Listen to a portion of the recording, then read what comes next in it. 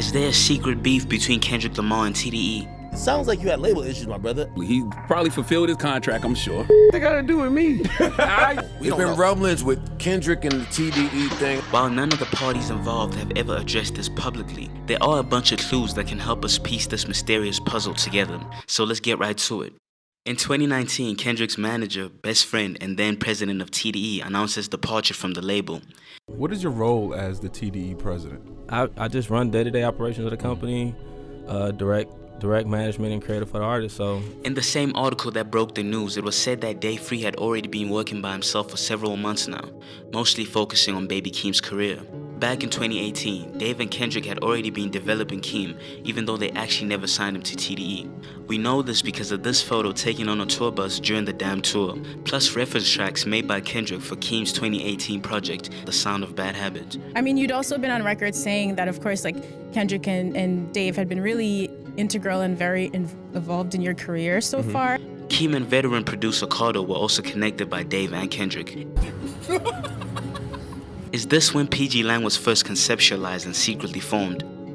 Allegedly, Dave Free left because of fights for equity in the company. I find this weird because at this point it had been revealed that Kendrick is now part owner of TDE. So why wouldn't they give Dave what he was asking for since he'd been so integral to the company's success? I mean, he practically brought Kendrick to TDE. I also find it weird that Keem was never signed to TDE. The reason for this must be because PG Lang had long been in Dave and Kendrick's plans, and here's why I say this. PG Lang was first rolled out in 2020, with both Keem and Kendrick's album slated to drop in the same year. It is alleged that most people in TDE did not know Dave and Kendrick were starting their own label. Some people felt slighted. I can see how tensions can arise from this situation, especially because PG Lang was secretly formulated way before it was announced. In Keem's Orange Soda video from 2018, we see the PG Lang logo tagged on a truck. It was also in 2020 when rumors started circulating that Kendrick would be leaving TDE. Rumors which Kendrick at that time denied. Top, you gotta stop them from smutting my name, man. They've been smutting my name all year, man. You ain't said nothing, man. And he just popped in to let everybody know the rumors are not true. He's not leaving TDE. Only for a year later to confirm the rumors to be true. Why did he lie? The now obvious reason is contract renegotiations.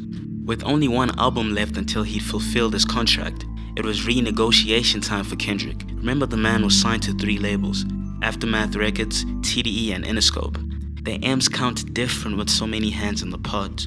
And given his success and leverage, it only makes sense for him to want more favorable terms this time around. Either that or get off the labels and start your own thing. I think Kendrick had an album ready to drop even before 2020. Never know what's gonna happen, you know what I'm saying? He just played me a whole dot album down there. But as we see with most megastars, they realize how much money is being made off their name and how little of that money they're getting themselves. They get disgruntled, and in turn they stop dropping music until more favorable terms are reached in the agreement. Kendrick has a beef or some issue with TDE. He wants off the label. Every artist don't like their label once they get too big. You want more of the pie, you want more money, you want to be your own boss. Right. So it's been little rumblings, like There's been rumblings with Kendrick and the TDE thing. I've also heard rumblings with Meek and Ross. There's a lot of rumblings that, out of respect, we just never touch. But you hear the rumblings. You do hear them. Yeah. Same exact situation with Post Malone and Republic, Megan Thee Stallion and 1501, Drake and YMCMB. What is the current status? We forever in business with Drake. Because of the masters that we forever in business with Drake. We forever in business with Drake. We're in business with Drake. Simple. And while I do believe that Kendrick was somewhat uninspired, I am not naive enough to not see that the main reason he wasn't dropping any music is because he wanted off the label. When these things don't drop, they're not going through some higher calling. They're going through contract negotiations. It's true. Like, I'm reading this Kendrick shit, I'm like, nigga, look like you're beefing with your label. That's it. Also in 2020, TDE signee Reason admitted in an interview that the label was going through a rough and weird time. He put some of this on Dave Free leaving and Kendrick not dropping, which further reinforces how people maybe felt slighted by the whole PG Lang move. I believe during this time there was definitely trouble in the TDE paradise. When Kendrick announces his departure from TDE, Isaiah Rashad seemingly sneak disses him and later denies that the tweet was about Kendrick at all. They definitely checked that nigga. It's like, yeah, I think they think you dissed him. I'm like, okay, I'm buzzing. Probably fulfilled his contract, I'm sure. Fuck they gotta do with me? I get it. It's all TDE. It's all TDE. I know, nigga. Isaiah also said he only found out Kendrick would be leaving TDE, or at least found out about the announcement the same way everyone else did. I find that very odd since TDE members have always claimed to be family and be very close. We're a family, like we are really a family. Some guys say that shit, but things would get worse before they got better as a bunch of records were leaked. What was weird about these leaks was that they weren't necessarily Kendrick's unreleased songs, but more so reference tracks that Kendrick had seemingly created for Baby Keem. This was weird, especially considering Keem has claimed multiple times to write his own records. Luckily, most people didn't really care and it didn't affect Keem's career much, but I will say this. These leaks seem to have been a strategic sabotage move. Question is, who could they have been coming from? Kendrick and TDE have their own studio compounds. They are not only super strict about who they let into the studio, but they're also very strategic about everything they do. We got our own studios and our own houses, and you know, whenever anytime something go public with TDE is because we had a private conversation first. You know what I mean?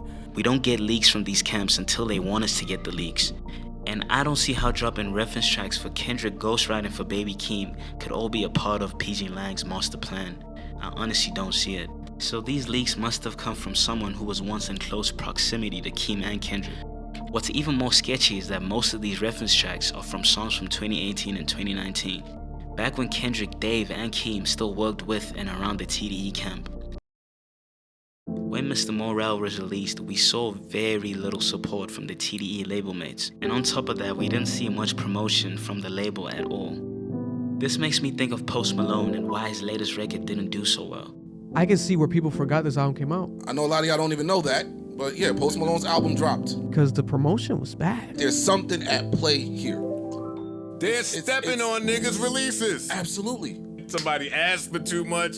Somebody said I'm out. Fuck, it went bad. And now your single with your hit is gonna sit in the fucking dust. He ain't the first one to fall victim to that. Let's take it off of that. You always see that when an artist gets into a beef with the label, they don't really get the same support as they did before. I think the same thing happened with Kendrick, and that's why the album didn't do as well as people thought it would.